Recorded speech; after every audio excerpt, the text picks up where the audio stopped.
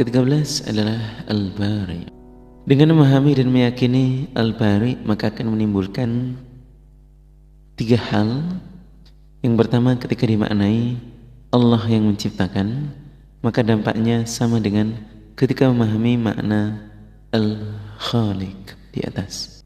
Kemudian yang kedua, ketika dimaknai Allah terbebas dari kekurangan dan aib, maka dampaknya yang harus ada pada kita adalah harus meyakini bahwa apapun yang kita dengar, yang kita baca dari sifat-sifat Allah itu adalah Asmaul Husna yang tidak ada bandingannya dengan sifat-sifat makhluk. Dan dampaknya kita harus percaya tentang Allah. Yang ketiga, ketika dimaknai Allah zat yang menyembuhkan, maka harus tumbuh sifat bersyukur kepada Allah bahwa ketika kita sakit, Allah memberi kesembuhan. Bahkan Allah menyembuhkan sakit dengan sakit. Contohnya, kerasnya hati atau hati yang sakit, atau sakit hati berupa tidak pernah sholat malam, zikir dan lain-lain, lalu oleh Allah disembuhkan dengan sakit badan. Lalu waktunya sakit badan bisa zikir dan sholat malam. Kemudian bahwa bedanya Al-Khaliq, Al-Bari ialah kalau Al-Khaliq ini menciptakan sesuatu yang belum ada, sedangkan Al-Bari adalah menciptakan sesuatu yang belum pernah ada contohnya. Dan Al-Bari'u yang bermakna menghindarkan yang sehat dari sakit. Kalau Asy-Syafi' itu menyembuhkan orang yang sakit kemudian menjadi sembuh. Kita lanjutkan dengan yang ke-14 adalah Al-Musawwir. Al-Musawwir, pembahasan bahwa tasawwarnya Allah kepada makhluknya itu ada 2 macam. Yang pertama bahwa tasawwarnya Allah kepada Nabi Adam. Kemudian yang kedua, tasawwarnya Allah kepada makhluk selain Nabi Adam. Termasuk sebanyak apapun makhluknya Allah, rupanya itu tidak ada yang sama persis. Manusia di bumi ini semuanya walaupun kembar dan sangat mirip, pasti sidik jarinya tidak akan sama. Dalam hadis disebutkan bahwa dalam riwayat Bukhari, An Muslim qala kunna ma'a Masruq fi dar Yasar bin Numair far'a fi sufatihi tamathila faqala sami'tu Abdullah qala sami'tu Nabi sallallahu alaihi wasallam yaqul inna asyaddan nasi 'adzaban 'inda Allah yaumil qiyamah al-musawwiruna. Riwayat Bukhari. Yang memiliki pengertian bahwa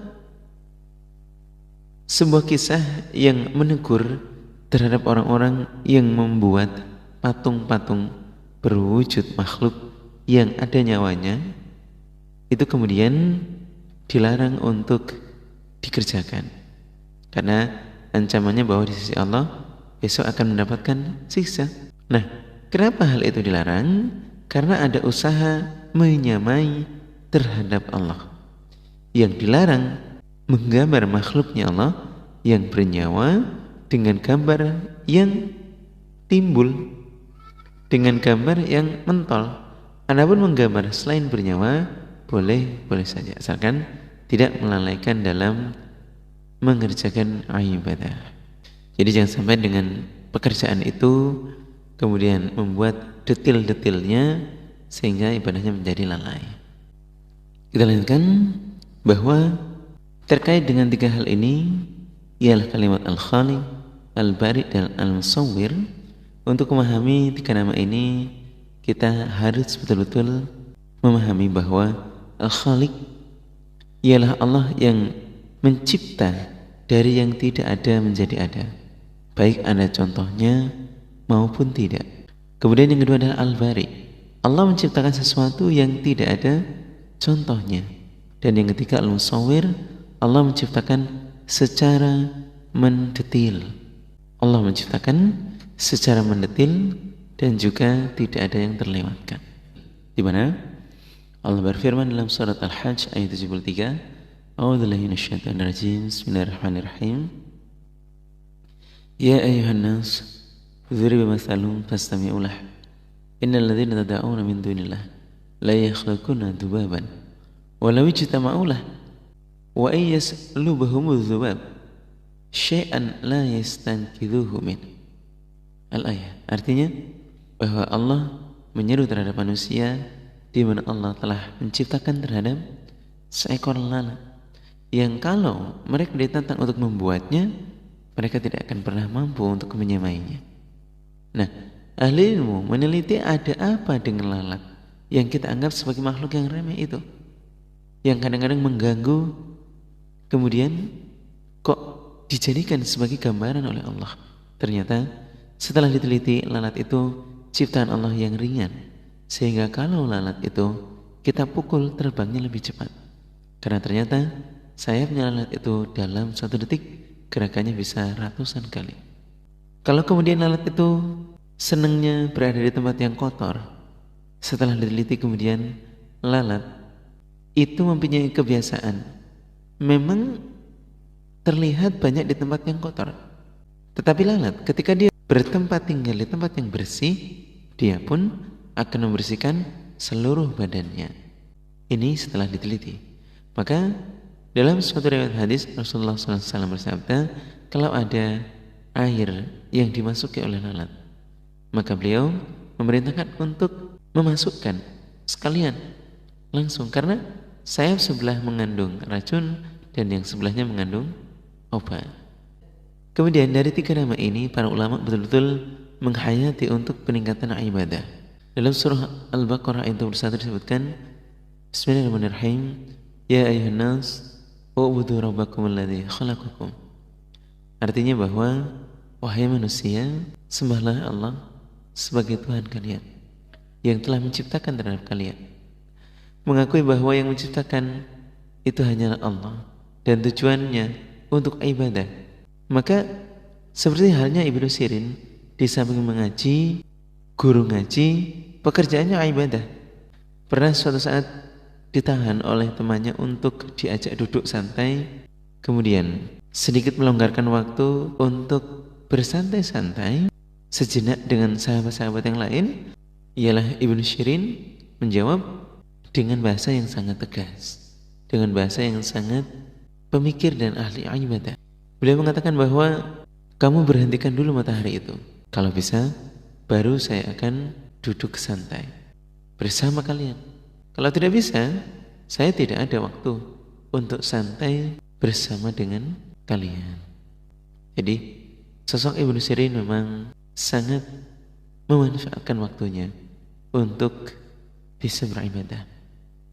Mungkin untuk sebahagian yang lain, karena notabene adalah bukan sosok yang ahli pengajar dan juga sosok yang sembari bisa beraktivitas berdagang atau bekerja, sehingga Ibnu Sirin memiliki salah satu kelebihan, salah satu keistimewaan dalam pemahaman dan ibadah. Kemudian kita lanjutkan tentang Al-Bari. Al-Bari, fatubu ila barikum. Kembalilah kepada Allah karena Allah yang menciptakan terhadap kalian. Kemudian Al-Musawwir, bahwa ini nasihat kalau ada orang yang kemudian menikah ingin memiliki istri yang cantik atau memiliki suami yang ganteng tanpa memerhatikan agamanya. Alasannya ingin memperbaiki keturunan, padahal yang memberi bentuk adalah Allah. Jadi jangan kemudian menganggap kalau kita istrinya cantik, anaknya juga akan cantik, atau suami kita ganteng, anaknya juga akan ganteng. Tidak demikian. Allah lah yang memberi bentuk dan rupa. Ada kisah yang nyata di Arab sana. Seorang Palestina yang ganteng, putih, mancung nikah dengan orang Mesir, juga cantik, putih, mancung. Ketika hamil, istrinya ditinggal pulang ke Palestina. Ternyata ketika melahirkan, anaknya itu lahir dengan keadaan hitam, pesek, dan keadaannya pokoknya jelek. Akhirnya keluarganya ini merasa malu, bahkan ada tuduhan kayaknya ini bukan hasil dari pernikahannya. Akhirnya anaknya ini kemudian diwafatkan, dibunuh. Ketika suaminya datang di Mesir, kemudian ditanya, mana anak saya? Katanya keluarganya pun menjawab bahwa anaknya sakit parah, lalu kemudian meninggal. Akhirnya hamil lagi dan melahirkan. Hasilnya pun sama, masih hitam lagi. Setelah suaminya ini melihat, bukan kok kesal, putus asa, justru dia merasa bersyukur. Lalu ditanya sama keluarganya, kenapa dirimu malah senang memiliki anak yang Tidak seperti kalian ini yang ganteng-ganteng dan cantik-cantik sebagai orang tua. Kemudian katanya, kakek saya dulu juga hitam. Inilah bukti bahwa saya adalah cucu kakek saya.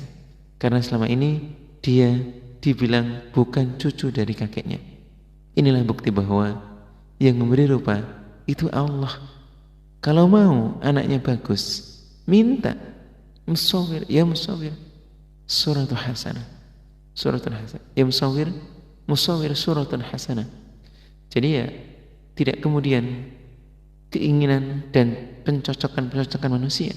Allah yang memberi terhadap rupa bagi hamba-hambanya. Alhamdulillah, jazakumullah khair. Assalamualaikum warahmatullahi wabarakatuh.